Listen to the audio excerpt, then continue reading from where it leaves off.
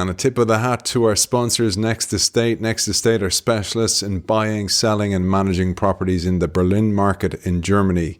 You can find Next Estate at next-estate.com. Action. Welcome to another episode in this brilliant series to celebrate the life, work and theories of the late Clayton Christensen.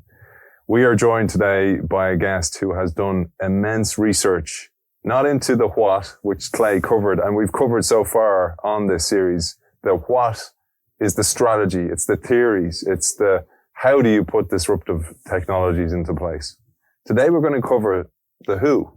Who are those people who implement disruptive technologies? Who are the people who are brave enough to go ahead and disrupt their own businesses, sometimes cannibalize their own businesses? What are the traits and characteristics and personalities of those people? Today's book is built on the DNA of those people. It is a great pleasure, and he has flown across the pond to join us today, the author, along with Clay and along with Jeff Dyer, of The Innovator's DNA, Hal Gregersen. Welcome to the show. Thank you, Aidan. It's good to be here. It's so great to have Hal with us. He has absolutely gone above and beyond the extra mile, as I said, literally, to join us here in Dublin's St. Stephen's Green in the iconic offices. It's great to have you here, man. Thank you for the massive effort you made. It is an effort well worth making. Anything that could help support Clay's idea and honor Clay's life is worth that kind of effort. And we had a great opportunity to grab a cup of herbal tea here before and have a chat. And you let me in some beautiful stories about Clay. I thought before we go into, there's 5 major traits that you covered in this book. And I'd love you to tell us the origins of the book as well. Mm-hmm.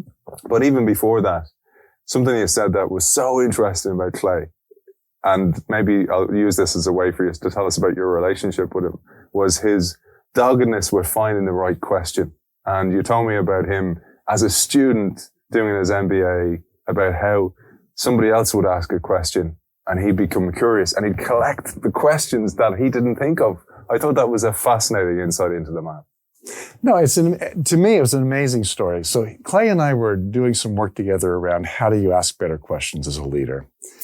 And in the context of that, he shared this story where he's getting his MBA, I think in 1977. Imagine that first year, first semester, you're comparing yourselves to the people around you. And he's sitting there listening to folks who have read the same case studies he read, but they came up with questions or insights that he did not get at all. And so he's sitting there thinking, first, that's a good question they just asked. Or second, that's a great insight. What question were they asking to get to that insight? And so he would literally notice them, write them down. And then as he was preparing the case studies for the next day, he would remember to use those questions on the new data to figure out if he could get some new insights. And over the course of 2 years, he had a long list of questions, some of which he dropped off the list because they weren't proving valuable. But this is the way in which Clay approached most of his efforts in life. It may have looked like he was just this kind, gentle giant, but underneath that kind, gentle giantness, he was deeply disciplined about trying to figure out ways to ask the better question. And for those who had the chance to interact directly with Clay, and you sort of get a sense of this when you're reading his books, he so often posed questions other people didn't. But it didn't come like some, divine DNA gift when he was born, though there may have been a little inkling of that. But it's more, he just worked hard. He showed up day after day, for example, through that MBA program, trying to refine this questioning muscle or skill. One of the insights you let me in on was how you and Clay collaborated on this book along with Jeff Dyer. Mm-hmm. I'd love you to share that story because you had a relationship with Clay where he would ask a question you hadn't thought of and he'd send you in a different direction. Mm-hmm. And it's one of the reasons you sought him out as a collaborator on this book. Well, my background is organizational behavior, but primarily at the individual psychology level. So I'm always trying to figure out, why does Aidan do what Aidan does? What's driving Aidan to do that? And it's largely an internal story, is the way in which I'd approach the world. But with Clay, I'll never forget one day when I was taking that perspective on these innovators we were studying. And Clay looked at me and he said, look, Hal, sit in this chair just for a minute. So he put me in a chair in the middle of the room. And he's like, here's how I think about it. I never asked the question, what were they doing in order to have this consequence? He said, I asked the question, what are all the forces acting upon this person that would cause them to do whatever they just did? And in the case of managers, be it lower level manager, senior level manager, it's again, what are those forces? How do they think about them? How do they feel about them? And how do they respond to them? So instead of this inside out only viewpoint, with Clay, it was absolutely an outside in viewpoint. And part of that, I think, related to his deep generosity with everyone in the world. In other words, he would never want to corner you, Aidan. He puts you in a corner like, because Aidan did this, that thing happened. But it was more because Aidan was in these contexts or these conditions, that happened. So let's change those conditions and contexts so that Aidan or Hal is more likely to do the things we would like to have done. I'd love you to share maybe your own relationship with Clay before we dive into the conditions and the lenses and the traits of of the innovators. Maybe you'll share your own relationship with him because you had a very close relationship.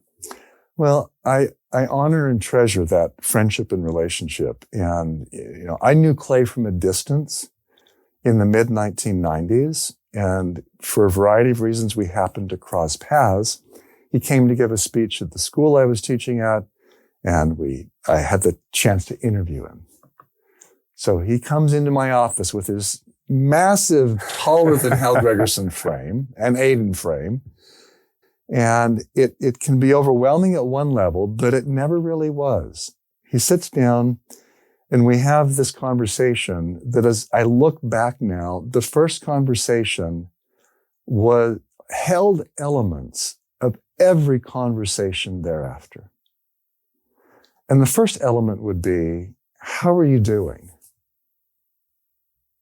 With good deafening silence after the question. It's like, this is not a trivial question. I really want to know, how are you doing? And then we'd have a conversation about it. And part of what Clay was getting at, I think, was, what are you wrestling with? What's troubling you? What challenges are you facing? And that leads to the second question that, again, was always there in any conversation. At some point, the challenge would surface, maybe an intellectual challenge, maybe a personal challenge, but whatever it was, it would be, given that, Clay would ask, how can I help? And then deafening silence again. It wasn't a toss out there question, but it was a I mean it question. And then we'd have a discussion about, well, what might that look like and how could that go? And that first conversation, I remember, we talked even then in the mid-1990s about how do you formulate the better question? Because the reason we get stuck is we're asking the wrong question. And he knew that. He learned that earlier than I did. It was just like crystal clear to him. And so as we explored that territory, I would use the words, there was this sacred dimension to the conversation. And you didn't have to be the same faith as Clay to experience that sacredness. But his pursuit of truth, not necessarily with a capital T, though it might have been, but it didn't have to be that way. His pursuit of what truths were operating in the situation that caused people to do what they were doing, it was dogged, but in a good way, a generous way. And so asking, how are you doing and what's your challenge and how can I help? those were not just means by which Clay could get to something that he wanted. It was the means by which he helped you make progress, and he got an insight somehow through that process. Isn't it fascinating how rare that is for someone to ask how you are and actually want to know and actually wonder, can they do anything about that? And I think that's one of the things from all the interviews and all the research I've done, and you let me into insights into Clay's funeral that happened during COVID. Mm-hmm. People flew from all over the world. You were telling me people who didn't even know him on a personal level. Well, so this is during COVID, and I'll never forget standing in line to go into the space where the funeral was being held.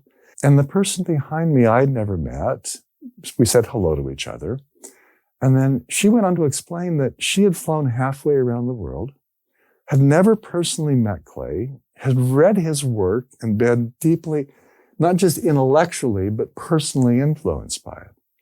And she wanted to honor who this person was. And there were more than 1,000 people there that had made those kinds of commitments, but who had been influenced either directly or indirectly in that very human way by Clay. And, you mentioned, we're here in Dublin, and I just came up from London visiting with some executives at Chanel, where almost a decade ago now, Clay had done some initial work with the senior leaders of Chanel, and then they actually were curious about the Innovator's DNA work and asked me to follow on with Clay's Innovator's Dilemma work. Well, I met one of these leaders yesterday at the Chanel offices who had met Clay in that original set of conversations he had had with them. And the word she kept using over and over was generous, generous, generous, humble, humble, humble. He had every reason to not be generous. He had every reason to not be humble. But every engagement with the world for Clay was, I think, a search for some new piece of truth. And so when he'd come into that space, either in a company level or an individual level, it's like, what's working? What's not working? Which sound like simple questions, but to get to honest answers, very difficult. And so Clay's got this matrix in his head of what's working, what's not working, why, what's going on underneath it, how can we figure this out? But that's just how he did it. And so even 10 years later, her reflections on Clay were just richly filled, not just with intellectual insight, which he delivered by the dozens of insights, but it was with this sense of the human beingness of Clay that went with those insights, that made the insights longer lasting, more impactful, and I think deeper in terms of their import. It's interesting that we talk about psychological safety, for example, in organizations, and how you have to have the right conditions for creativity to happen. Yeah. And I often thought, from my experience of interviewing for Clay, is that I imagined what it would have been like to either been an executive in an organization, in one of his workshops or in his course in Harvard. And when you create the right environment, and I mean beyond the knowing it's okay to psychologically safe to ask a dumb question, but actually the energetic feel of it, that it's actually, I'm in alpha wave brain state. Yeah. And Clay invited that. Now, we've both been at university. We've both been with professors teaching in classes. And frankly, most professors I had did not want us to challenge their theories. They did not want us to ask tough questions for which they would have to say, well, I actually don't know. But Clay would actively invite that. And again, literally, just yesterday with these executives at Chanel, another one had been in his MBA class, had been a student of his. And she was like, that's one of the things I remember about Clay was, unlike so many other professors, he really listened. And he really wanted you to challenge his ideas. He really did. And when you operate in the world that way, you create conversations that you otherwise would never have. We had Paul Carlisle, a friend of yours, on the show recently, and we were talking about theory building and how Clay actually built his theories and how you cycle up and down to seek anomalies. And I thought about how, because actually your book, The Innovator's DNA, made me think about that, the importance of somebody asking the question, like you said about the story about Clay writing down the questions that he hadn't thought of. It exposed the idea of neurodiversity and the value of really what diversity is really about in an organization. It's about those people with different backgrounds, different education systems, and different viewpoints, different lenses. And the question they'll ask, could you go, I never thought of that. And why would you? Because they're a different person with different experiences. And I thought it would be a nice segue. And I'm going to show on the screen the figure of the book about the 5 skills and how they come together. But I want to just caveat that they have changed in Hal's world when you lecture on this, that questions actually come first. And we're going to cover in the future. Hal's kindly agreed to cover questions out of the answer, which is his brilliant book as well that I'll show on the screen. And you've reversed the model in some way. So maybe we'll talk to that model.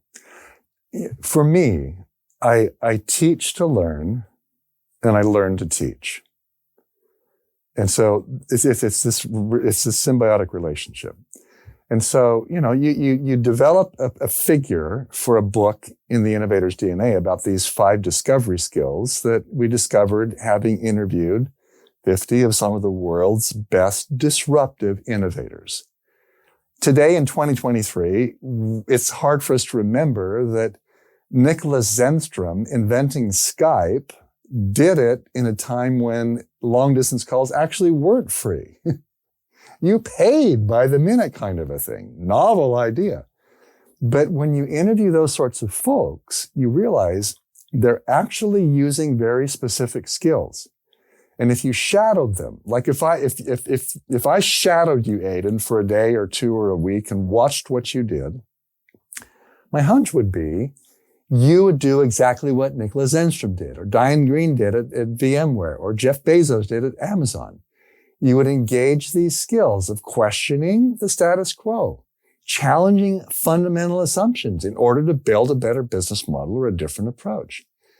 I would be able to see you out there actively observing and watching people, process, product use, customer journeys, fill in the blank, but it'd be actively watching to get surprised.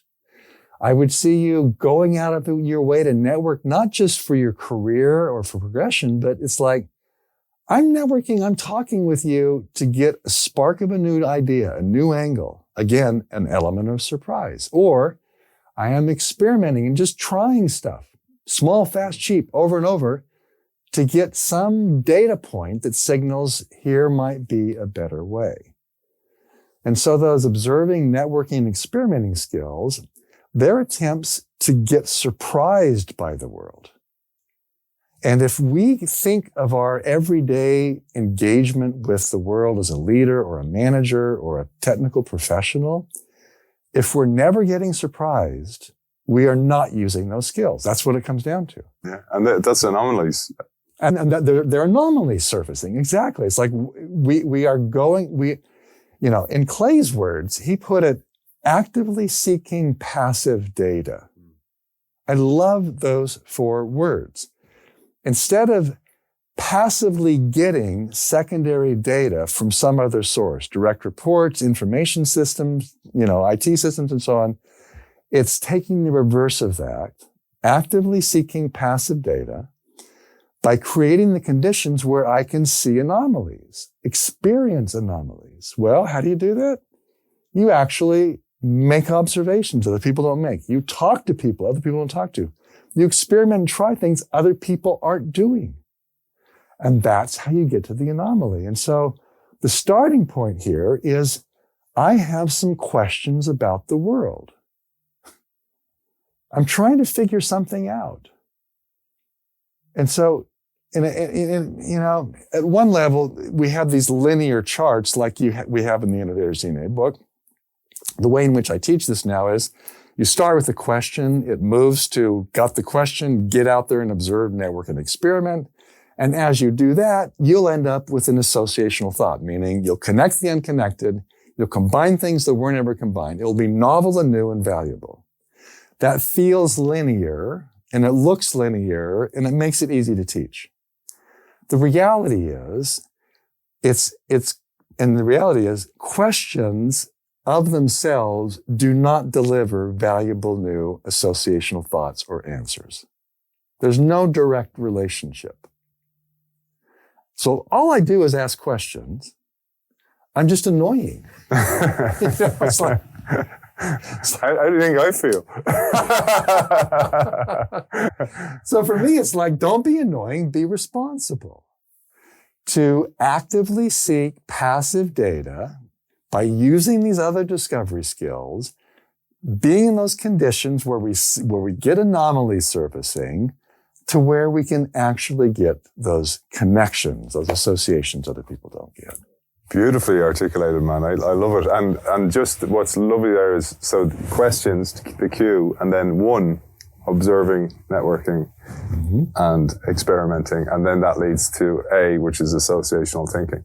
You know, one of the ways I think about it is you need to collect dots in order to connect them. You need to have dots first in the first place. And one of the big challenges for organizations, leaders in organizations, is they're measured on EQ as execution quotient, not emotional quotient. And rather,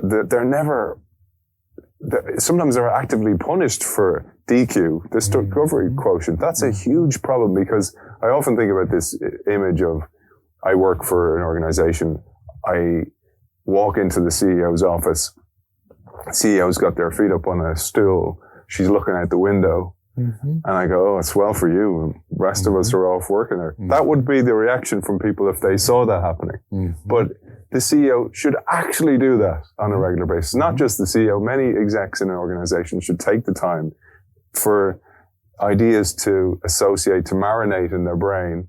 But and also they need to collect them. Like, the other thing is, you see somebody in an organization reading a paper, or, like, God forbid, read a book on company dime. But they should be. I just think that learning element in organizations should be part of your daily grind. If you want it should be a joy, but not having to sneak it in, or not having to do it in your own time when you should be at home with your family or whatever you're doing. No, I would agree with you. So when I am working with companies, the first question I will ask them is, tell me how your CEO finds and solves problems or challenges. Just describe their process to me. How do they go about doing it? Because it's either an active process using my questioning skills, my observation, networking, experimenting, and associational thinking skills. They're active that way. Or it's a very passive process, which means they're likely largely sitting in their own office space, surrounded by a coterie of people to protect them from bad information, and relying upon secondary information from the world, from their direct reports, from information reports, PowerPoints, fill in the blank, to be able to make decisions about the future of this company. So if I've got passive problem finder and solvers at the top, meaning they're relying on secondary data, I know from the get-go that anyone in that organization who uses these active skills to actually find and solve the real issues, they will not be rewarded, and they will likely be punished. Because from the top down, they do not know what they don't know, which is the way in which they're finding and solving problems is actually keeping them from finding and solving the most fundamental, significant problems they should be looking at. That idea of actually going and seeking the problem in its infancy, or it's an embryonic problem, trying to find it there rather than let it grow. Because that idea of, I've heard the term mind guards, guarding the CEO. Oh, he or she won't like that if you say that. Don't put it this way, or leave it till next week. They've got enough on their plate. A CEO should be actively looking for them, let's call them anomalies. What's not working is more important. I heard an old saying that it's like, give me, and this was the days before email, was like, good news by mail, bad news by phone. I need to know the bad news early so I can react to it. So Nandan Nilekani, one of the co-founders of Infosys and one of the CEOs at one point, he basically said, I want the bad news to take the elevator and the good news to take the stairs. It's that notion of that's how he's trying to create that sort of world. And so what he's basically trying to do is set up a context where anomalies can surface, surprises can come their way. And the best leaders, the most disruptive innovators, they thrive on surprise. If you think of Scott Cook, one of the founder of Intuit, that's his way of looking at the world. He savors the surprise like you would a good meal. It's just like you're looking for that instead of trying to avoid it. So if you go back, it's now almost 30 years. Jeff Bezos is working in the finance industry. He notices that the internet in the mid-1990s is exploding in growth. Now, he's smart enough to realize that explosive or exponential growth has implications. It's going to affect things. And so he's thinking, what are the implications of that? Now, most entrepreneurs would be thinking literally short term. It's like, how could I make some quick bucks on this incredible phenomenon at the moment? And I think, Jeff honestly probably does think, how could I make some quick dollars if I think about it? But it's more, what's the long game here? Like if this grows and if it continues to grow at that rate, what are the implications of that? What could be done here? What could be sold in that kind of an environment? And then he does the observing, the networking, the experimenting work to figure out books might be a good start for that sort of an online sales business. Then they start doing that and it expands out beyond books. And then they start doing that well and it expands out to AWS and web services or fill in the blank. Every one of those expansions have been driven by a question about something that could and should be different, a challenge, an opportunity, then backed up with this non-stop active engagement of these discovery skills, seeing, watching, talking, trying, observing, experimenting, etc. And then in the spirit of what you mentioned a few minutes ago, creating the space and time when you get that data that's anomaly and surprising to stop, step back, let it settle in. What does that mean now and in the future? How might we build something that's going to be way beyond the present? And so what I find with the associational thinking skill, two questions I often ask is, where do you get your best new ideas, your best associational thoughts? And that means, it's basically you're combining things that otherwise wouldn't be combined. You're smashing things together in unique new ways. Selling books on the internet the way, it's a new combination kind of thing. When I ask folks that, most people have an idea. Well, it's in the shower. It's when I'm running, jogging, driving in the car, and that goes on and on. The answers come pretty fast. And then my question becomes, well, if you want to get more new ideas that are valuable, what should you do? It's like, take more showers. Fill in the blank. And they kind of get that. And then it's like, I'll ask, well, what about your team? Where does your team get its best new ideas? With that question, it's usually a pregnant pause. It's quiet. Because most people don't do it. They don't, as a team, spend the energy trying to make associations that would be valuable for some challenge they care about. It links beautifully back to what you said about Clay, about creating that environment, but also the brainwave energy space you're at. So the shower thing, one of the theories is it creates a brainwave state that you have these insights, but it's because your brainwave's slightly slower in alpha versus beta is execution mode all the time. And I often think about that and kind of go, well, you cannot have associative thinking if you are executing all the time and you don't allow that to happen. You need to allow the ingredients to marinate and come together and infuse and become something totally different. Yeah. How do you encourage that with the leaders you work with? Well, what's really interesting is, so we wrote the Innovator's DNA before I joined MIT. And when I went to MIT in 2014, I looked around quickly and realized this place actually operates like these most innovative companies in the world that we've been studying for the last 10 years. And then we studied the alumni who had been graduated from MIT and realized they don't even like the word leadership. The way they frame the world is, what's the challenge? What's the big, difficult, engaging challenge that's worthy of our effort that we want to figure out here?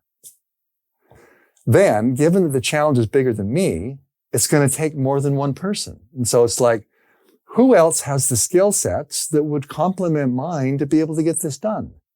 And then it's basically all those discovery skills in the innovator's DNA go to work. They ask tons of questions. They're deeply analytical. Where's the data? It's not just data, numerical data, but where's the data? Observe, get data. Network, get data. Experiment, get data. What is the data telling us? Then stop. What are the connections across these things? And so you've got some of the faculty, for example, at MIT who study literally fish in order to make better armor or fill in the blank. It's that kind of associational thinking. But what we call it at MIT is challenge-driven or problem-led leadership. And so if I were to say, what's the starting point for being a disruptive innovator in the spirit of the innovator's DNA? It's like, starting point is, what's your challenge? And so that's again, if I were engaging with you as an organization, for me, it's like, what's the biggest challenge your CEO cares about? How do they actually go about solving it? And those things tell me everything about the innovative state of that organization. If the challenge the CEO cares about has a relatively short time horizon of 2 to 3 years, I know they will never make it on that innovative companies list. Because, if you go into, again, I don't want to overuse Amazon, but they know substantive projects with big impacts will take 6 to 8 years to happen. So that's the thing, is like, we've got big challenges here. We start at the top.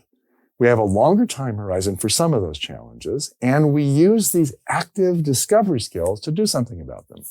So then it becomes, okay, if I'm in your organization, is it clear to the rest of the people what your senior leadership's challenges are? And often they're not clear because they don't even know what they are. But then it's the clarity. But then I go down to any level in the organization, and it's the same story, Aidan. It's like, what, given my territory here, my domain, my group, maybe it's 5 people that I'm responsible for. And we're in this little piece in that bigger system. What is our biggest challenge that we all care about? And if we can't find one, we're not showing up with these discovery skills at work. No challenge, these skills will never get used.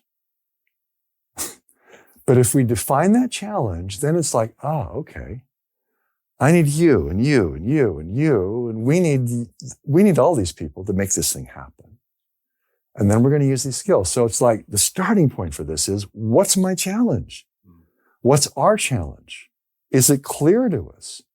Is it clear to our peers across the organization? Is it clear to our customers, our suppliers, our managers, our direct reports? And if there's lack of clarity about challenges, those discovery skills in the innovator's DNA will not get used. If we're not challenge-driven, we are not innovation-driven.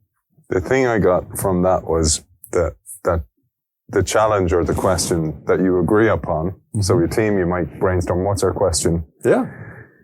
Becomes the common, not only the common language, but the North Star towards what we're working at. So it literally gets people onto the same page, working together. And it kind of exposes then the necessity for other skills, like it needs vulnerability from a senior team to actually say, this is what I'm wrestling with. Or a startup. This is a lot of startup leaders or founders try to hide the bad news from the rest of the team that I don't want to worry them. But if you engage them, kind of go, you guys are part of the solution. I need you to work with me. It becomes a really important thing. And then that leads to what you were saying about, do they know, as the elevator, to use that one, goes down the organization, do people know what the challenges are? And they should know. Yes, you don't want people who are in execution mode in a manufacturing plant to be worrying about the challenges. But people who are in more cognitive roles, if you want to call them that, they need to know that. And then you need storytelling throughout the organization, which is a part of your skill set.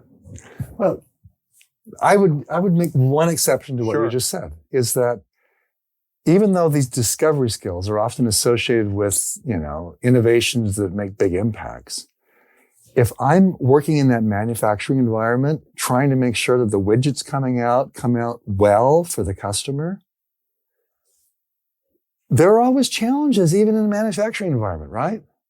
It's like things don't work according to plan. Plans just don't think, they don't work. And so it's like, okay, if I'm your supervisor on that production line, and if I never use these discovery skills of asking a question about your world, observing and watching how you do your work, talking to other people about your challenge so I can help you make progress on it, supporting you in making that experimentation to move your challenge forward, and taking the time to make associations and connections that could help us get a totally new angle on this, those widgets over time will become irrelevant.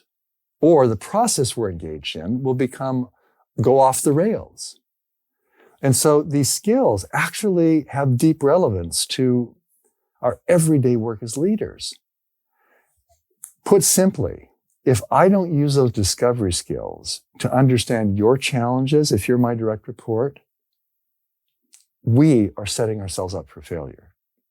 Because the only way I can really know your challenges is by using those discovery skills in a vulnerable, honest, active, present way. And one of the things you mentioned in the book is the 5 whys, for example. So let's go into that manufacturing environment in Toyota. Yeah. And you mentioned in the book about Bezos again in Amazon actually asking, okay, so one of the fulfillment center people lost a finger. Why? Maybe you'll take us through the 5 whys for organization, because 5 whys is not just about the production line in an organization. It can be used in any context. Well, at Intuit, they are very innovative. They've been on the most innovative companies list. Scott Cook was one of the innovators. Founding innovators that we interviewed for the Innovators DNA. And, they were trying to push innovation time across the system, but people weren't doing it. And so they used the 5 whys to figure out why they weren't doing it. Why are they not using that 10% of their time that's dedicated to find and solve challenges better, innovatively? Well, they worked through the 5 whys, and it finally came down to, unexpectedly, they simply weren't putting that time into their calendars. So they literally wrote an algorithm to block it in order to get them to start doing it. And they saw an uptick in people actually doing valuable innovation work. So that kind of deep inquisitiveness can really make a difference. Reading the book, but also our conversation before we came on air, you were telling about Clay, and we shared that beautifully with our audience about Clay kind of going, why didn't I think of that question? And then going, excavating to go, why? And what was the thought process of that person? I mentioned that it reveals that everybody sees the world through a different lens. And now we have terms on that in organizations. So people have a DEI strategy, for example. But the real value of diversity is now neurodiversity. It's the different people with different perspectives, different backgrounds. And through that, if there's anything we take out of this and a successful organization, is that's what we should be seeking. Maybe you have some thoughts for our audience on that. Well, the first thing would be innovation is a team sport. I may have mentioned Jeff Bezos as getting the idea for Amazon, but he didn't do it alone. And from idea, getting a spark of an idea even to making it happen is multiple people with multiple skills being able to pull that off. So the very front end of me trying to get an idea that's going to be valuable, a new product, a new service, a new process, whatever. The very front end of that is a heavy reliance on these discovery skills. And so imagine filling out a survey. We took these interviews that led to these 5 skills, then created a survey assessment. We've collected 20,000 plus data points around the world now. We know that basically if we use these skills, we will statistically have a higher probability of getting valuable new product, process, service, business model, new business ideas that are valuable, period. And so it's not that, and we know that, using these skills is not primarily in a genetic inheritance. It's a choice. It's a daily choice about how we find and solve problems. So if we use these, we could actually find and solve problems moving forward. That's the first part. The second part becomes, as we're discovering those new ideas, think of these kind of assessment questions like, I regularly ask questions that challenge the status quo. I regularly get out and observe customers using our products and services, just watching them. I regularly talk to people outside of my normal circle of conversation in order to get a new perspective on an issue I'm trying to figure out. I regularly experiment and try small, fast, cheap experiments to move things forward. I regularly take the time to step back and connect the unconnected. How might this supplier visit and the data and surprising information there help me with that big challenge we're working on? Making those connections. Those are some of the questions basically in the survey assessment. Now, what's really interesting in that is the following, is that most people, when they take the assessment, wish they could take it a second time. Because by the time they get through, they realize, oh, that's what we're really trying to figure out here. Many of the people doing a 360 assessment of someone else, it's a real mixed bag, because how do I know if you're asking questions that challenge the status quo? How do I know if you're out there observing customers using the products and services? How do I know if you're networking and talking with people who aren't like us to get new ideas and perspectives? And the problem in the assessment part is we don't normally assess these skills. We don't pay attention to them. We don't measure them. And Management 101, don't measure it, doesn't happen. Well, that's what's going on here. And so most of these people at that front end in the discovery phase who are using these skills to get ideas that are valuable, they're using skills that nobody sees because they don't value them. But they're necessary, they're relevant, they're crucial. Now, let's say we've used those skills, then it becomes an issue of how do we get it done? That's other stuff. That's influencing people, paying attention to the details. That's planning, that's breaking down, that's organizing, that's all those execution delivery sort of skills that complement the discovery set. And so you mentioned neurodiversity. In this case, it's like discovery, delivery, innovation, execution, diversity of skill set, being in that team and in different quantities at different stages. Think of an S-curve. Show that on the screen, because this is a great curve from the book. Early on, I'm going to be looking at my diversity in my team in part, how diverse are we on discovery delivery? And early on, it should be more discovery than delivery skill set. As we're starting to move up that curve, then it becomes more balanced. As we get to that point of we're actually executing now, it becomes more delivery execution skill than discovery. And that sounds so obvious when we talk about it, but it's non-obvious enough that, honestly, most leaders never ask those questions. But it has a big influence on our ability to move through that process of ideation to implementation. And this curve on the screen is also so important when you're joining a company. I often think about that. I was like, oh, I'm joining X company as head of innovation. You're kind of going, what stage of growth are they at? Because that changes everything. Or I'm joining this company, where are they? Because if they're at the top of the S-curve and you're going in as head of innovation, that's going to be a battle. Yeah. You've got to ask different questions in the interview process. Mm-hmm. It changes everything.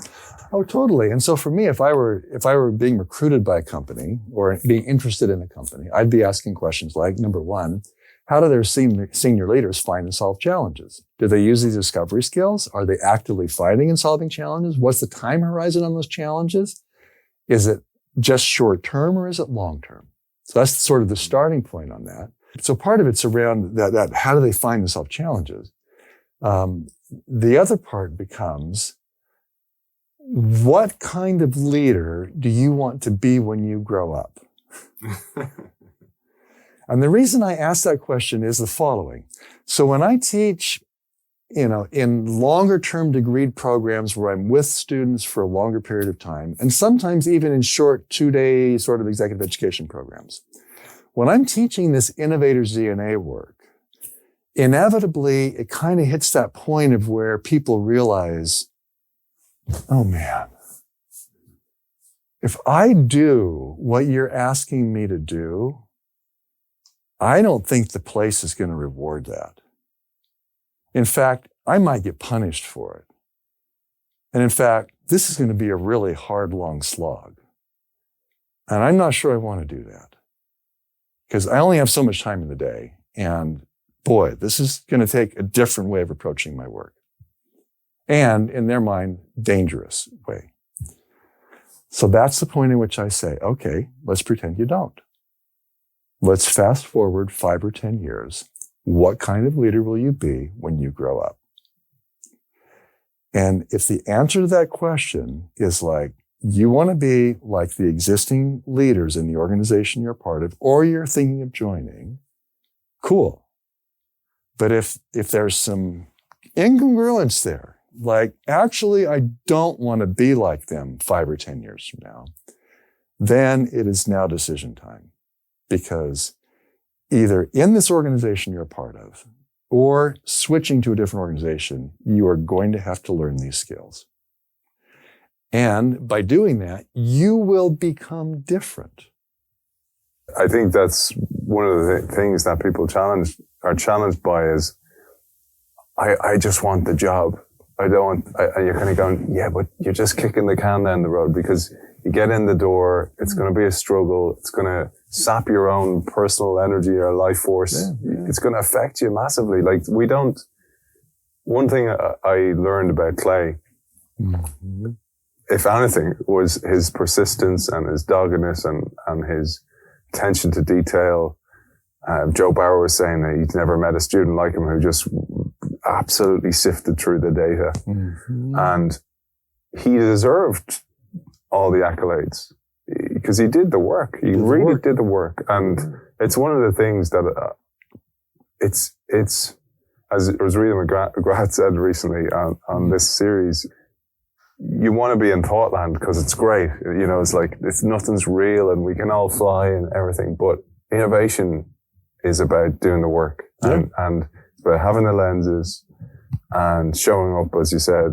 It's a discipline. It really, really is a discipline. And I think if you understand that and you couple it with these skills, then great things can happen. Mm-hmm. I have a quote that I pulled from the end of this book that I thought I'd share. It's your words on Clay. And then I was going to throw it to you to close today's show and as a way of recognizing your great friend. So you wrote, almost 10 years ago, I first met Clayton Christensen. This was at the time of writing, of course. I still remember the conversation as though it was yesterday. We talked in depth about the transforming power of questions in our lives, at home and at work. It was a dialogue steeped with insight and a bit of a precursor to the disruptive questions in a good way that Clay would come to pose throughout the project. His passion for theory and his capacity for building good theory left indelible marks on the innovator's DNA. No wonder he's the author of Disruptive Innovation. Most of all, I express gratitude to Clay that during his own physical challenges, he still found the time to supply energy, giving support and insight into my own family's ups and downs. And that probably brings you back to the challenges that you had experienced at the time. You've essentially said these things as well throughout today. They were infused in the conversation and he's left a massive mark on you. And I want to just also mention the questions are the answer, which is a forthcoming show that we'll do, because that really was a question mark he left in your life. So how about you to close today's show? Well, we're gonna now sit at the fireplace for a minute. Yes. Okay. Yeah. Initially, the research and work that I did for the Questions or the Answer book after the Innovator's DNA was actually with Clay. Because in the early 90s, as I mentioned, we both knew then questions really mattered. And we both knew that the world is full of dark and difficulty, and that questions could be the light that could open up some new avenues, some new opportunities to just better lives for a lot of people. So as I think about what you just read that I'd written and reflect on Clay, there's a legacy of Clay that started long before Clay. Part of which was his mother and grandmother. His grandmother raised their children on a farm, wheat farm, and when the neighbors came to see the wheat, they noticed that her garden vegetables were in a zigzaggedy crooked row. They're like, why are you doing that? And her response was, because everybody else does it straight line. So he learned from grandparents and parents that taking that straight line like everybody else does is not necessarily the best line.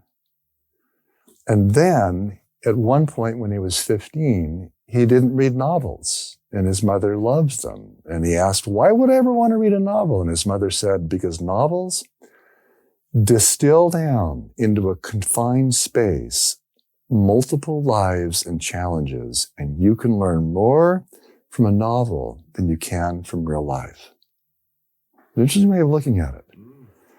And I think of the case study method and Clay going deep and then writing these case studies was effectively doing what his mother had suggested around, let's create a novel story here that encapsulates a lot of people's experiences to hopefully spark some new insights.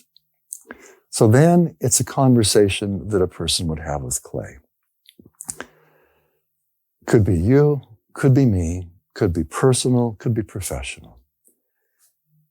You got Clay coming into that space with, number one, deep curiosity about you, your world.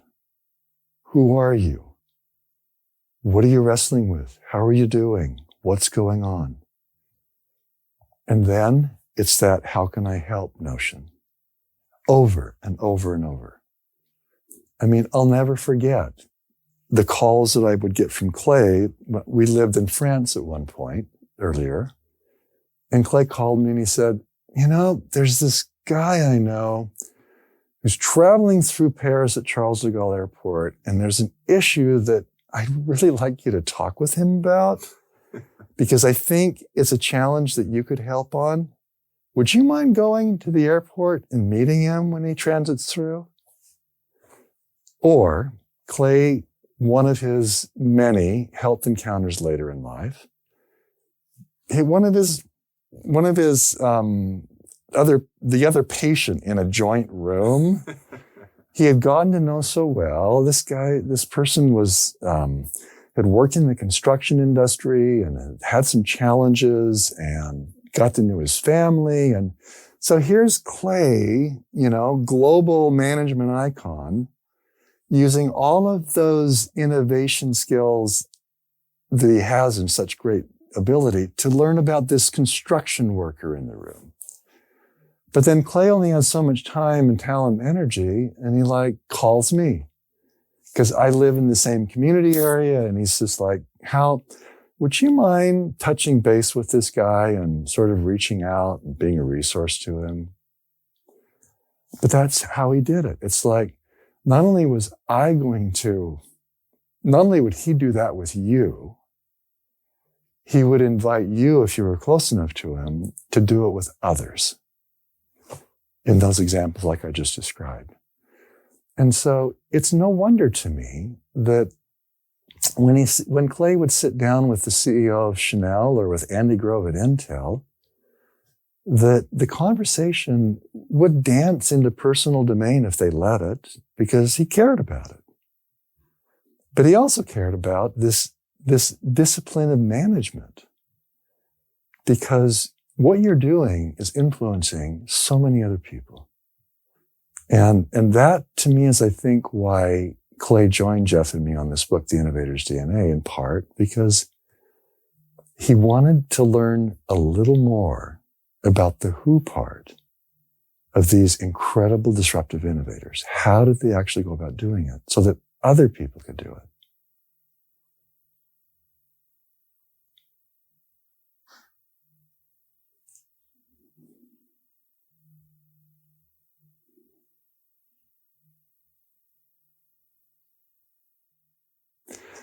There's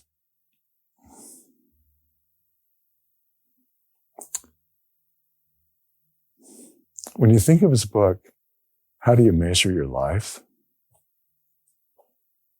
Clay knew from his own life experience that little things done well over a long period of time would compound, they would aggregate into something beautiful and spectacular. And I think what he was doing as he maneuvered through life, no matter whom it was with, he was trying to figure out what might the little things be in your world that, if you attended to them better, could compound into something powerful and beautiful and magnificent. And he had that sense of companies being able to move into that space, but even more importantly, individuals. And it was like, what might I do here in this moment that could magnify your light, could magnify your goodness, could somehow spark some element of who you are and what you are, to engage more deeply with the world, to ask the most challenging questions you could possibly imagine of yourself, first and foremost, and then of others in the world around you, and then do something about it. Because that's just what he did over and over and over. What a beautiful way to wrap it up, Hal. I think it leaves us all thinking about that for our own lives. How will we measure our lives? What are the small things that we can do every single day? And I want to thank you for doing a big thing and coming here. And it's obvious to me now why it means so much to you and to so many others who've reached out as well, for joining us here in Dublin St. Stephen's Green, the iconic offices. Author of The Innovator's DNA, along with Jeff Dyer and the late Clayton Christensen, Hal Gregersen. Thank you for joining us. Thank you. Thank you. Can I add one more thing? Sure. It's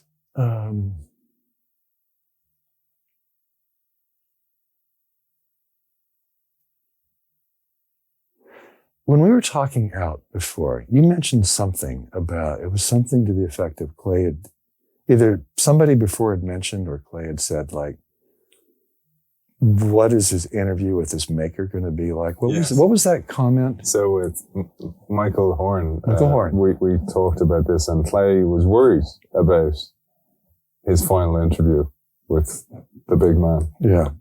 Upstairs, and what that would be like. And he in some ways, me and Michael were saying, "You're good, buddy. You're good. You're good." And I was saying, St. Peter at the gate would be like, "Hey, tall guy, Christensen, you're good. Top of the queue." Mm-hmm, mm-hmm. Okay.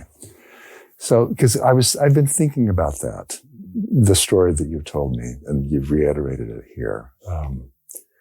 He and I hold a common faith, and what I'm going to say doesn't require that, because we were talking about Jesus Christ and how inquisitive he was. And whether you may not have heard, but there's this group that has created this incredible video series called The Chosen about the life of Jesus Christ. And they've done a good job of historically making it accurate. And what I realized in watching that is that making, for those who would believe Jesus Christ to be only a God, making that person human in everyday life, like realizing that this person, even if you don't believe in his deity, he also got very tired and he had to rejuvenate. And there were things that it just made it very, very real. Well, one of those real things about Jesus Christ is in the recorded statements, which whether you believe they're true or not, the recorded statements are about 1 out of 9 statements were questions. And if you read those questions, they're really tough questions. They're simple, they're short, they're tough.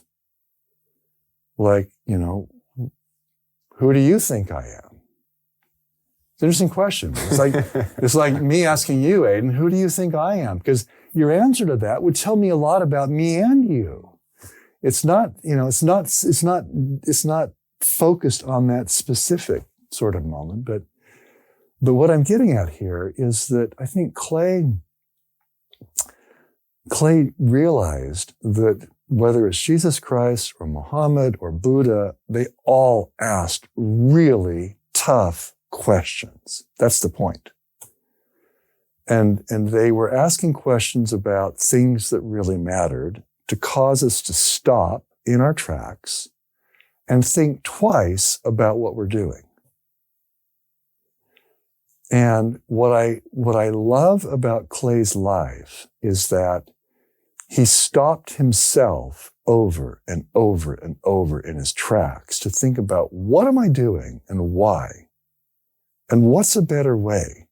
What questions could I be asking and posing that would enable my life and others' lives to be better for it? And the pace of most leaders, of CEOs, is so frantic. You mentioned earlier the CEO sitting back and just reflecting. The average time spent on an average activity for an average CEO is like 8 minutes per activity. We think they have the time to sit and reflect and, whatever, but the role itself doesn't create that space. And so it's being more Clay-like in the sense of having a deeper commitment to something bigger than yourself that requires you every day to wake up and wonder what's new, what's different, how else might we approach this thing, is a very different way of engaging with the world. And what I think Clay and Jeff and I realized in doing the work around the Innovator's DNA was, that's how these really exceptional leaders also do their work.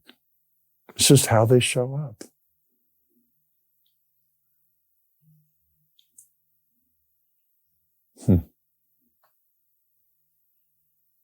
I wonder sometimes, and I can respect Clay's humble hesitancy about meeting his maker and wondering what those final questions are. I can understand that.